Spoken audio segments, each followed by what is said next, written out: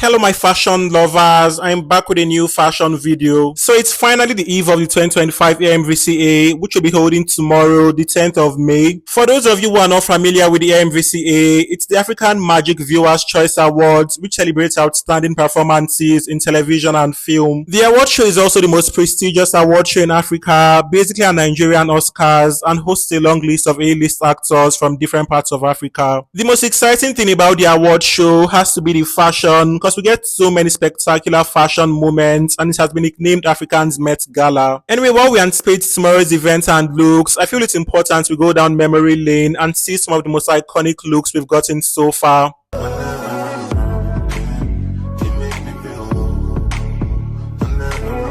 So I'll divide this video into two segments. The first segment being looks that have been awarded best dressed at the AMVCA over the years. And then the second segment being my own personal list of the best looks we've gotten so far. And I would rate these looks on a scale of 1 to 10. So starting with the first segment, the first day they awarded best dressed was in 2020 and AMVCA won the female category. So she gave us two looks that year, and her first look was this custom Donamatoshi, which was this tiered ball gown styled by Swanky Jerry. I believe this is one of the few times we've ever seen AMVCA in a ball gown, and this look was so Cinderella coded. The gown had a very dramatic silhouette and insane amount of glitz, and I just love the entire razzle dazzle. She later changed into this sexy green high slit number made entirely of silk. For accessories, she opted for heels with clear straps and few gold jewelry that complemented the green number. So this was her first AMVCA shortly after she won the BBN 2019 show, and she lived up to the fashion queen title. I feel both looks were very interesting, and I love the fact that they had different personalities and spice. The first look was very enchanting, while this was way sultry and reflected Messi's personal style. I would rate both looks an 8.5. For the male category that year, Mike Edwards was awarded best dressed in this vintage European inspired look. So I believe the ensemble was inspired by the Renaissance era and featured gold trimmings and ruffled sleeves. He styled the look with a pair of black patterned leather shoes and a dainty silver ring. So the look had a very interesting flair, and I like the fact that it's not a boring tuxedo or plain black suit. I feel majority of the men always opt for classics at the AMVCA, but to see something with a little bit of drama was quite exciting. I think he looked very dapper in this ensemble, and the fit was well tailored. It's an 8.5 as well. Later in 2021, Timini was awarded best dressed in custom 7 de Jana styled by Swanky Jerry. So he had on this bedazzled blazer paired with a pleated satin skirt and fitted pants. He styled the look with a pair of leather boots, gold framed glasses and gold jewelry. So I really liked the blazer. The blazer looked so majestic and was giving royalty. I also like how the look was styled to ensure the blazer was the centerpiece and every other thing was an accessory. From the color scheme to the detailing to the styling, every single thing was well executed and attention was clearly paid to detail. This has to be the best look we've gotten from Timini so far and one of the best AMVCA looks. It's a solid 9 for me.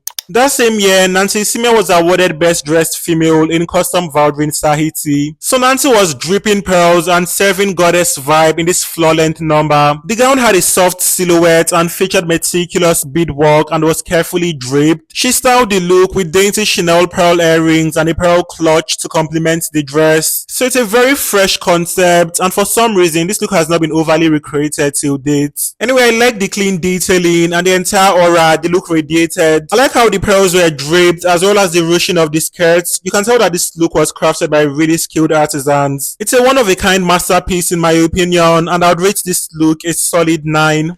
Later in 2022, Osasi Godare was awarded best dressed in custom Vicky James. So the dress featured Vicky James' signature sherbone corset and intricate beadwork. The bodice was adorned with 3D floral accents and the entire dress was embellished with crystals. The star of the show was this train that cascaded behind her and gave the look a more flamboyant flair. So Osas clearly raised the bar in this mind-blowing masterpiece by the iconic Vicky James. I like how the actual dress had a very simple mermaid silhouette, and then the voluminous train added more pizzazz to the look. The entire look was so glamorous and grand, and this has to be one of the most unforgettable AMVCA looks of all time. It's a stunning look overall, and I would rate this look a solid 10. That same year, Denola was awarded Best Dressed for the male category in Custom Atafo. So he had on this bedazzled cropped jacket with a tuxedo lapel paired with a burgundy vest, a matching pants and silk shirt. He styled the look with a black bow tie, black patent leather boots, few costume rings and a pair of dainty earrings. So the entire ensemble was so clean and classy and he looked very dashing in this assemblage. I like the color combo. The burgundy and black spiced up with silver looked very exquisite on him. I also like the structure and fit and how the look was tailored to fit him perfectly. The entire look was so immaculate and exuded opulence and had no single fault. It's a solid 10 for me.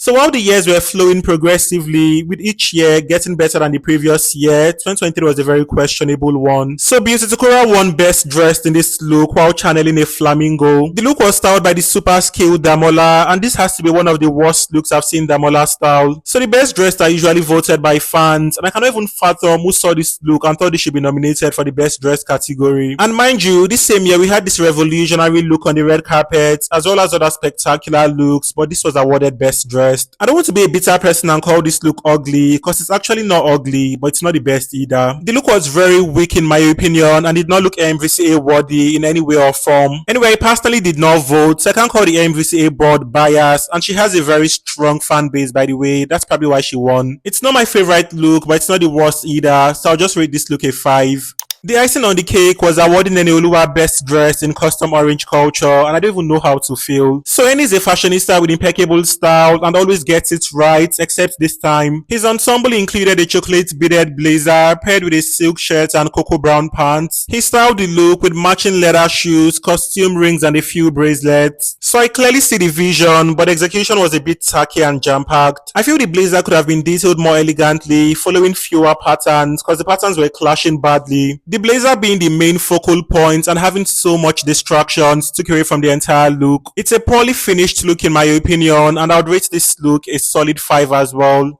So I read on Bella Ninja that Beauty was awarded Best Dressed in 2024 for the second time in a row, but I'm not sure that's entirely true. I believe she just took pictures with the award she was awarded a year before, and that was interpreted wrongly. I don't think she should have snagged Best Dressed with the amount of internet breaking looks we had last year. Speaking of last year's looks, let's dive into the second segment of the video, my top 10 best AMVCA looks of all time in no particular order.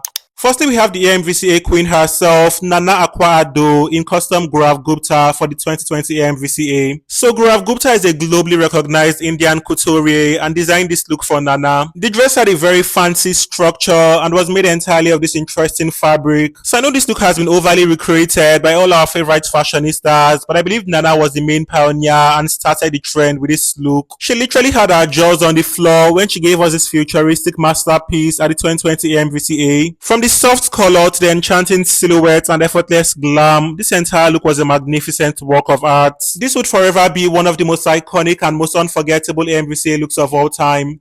She came back in 2023 with another futuristic look and raised the bar higher. The gorgeous 3D number was made of this shiny grey fabric and had a silk train. The dress had these details that gave the illusion of birds and elevated the 3D number. She styled the look with these futuristic dark shades and silver jewelry that complemented the look. So Nana is evidently on a league of her own, and these other girls do not even come close. She has been carrying the AMVCA on her back for a while now, and she has been setting standards. She does not just come with an iconic number, but the styling and glam are always equally impeccable. I love the glowing makeup and curly slicked back hair she opted for here and how they complemented the look. She's an undisputable fashion icon, and this has to be one of my favorite looks from her.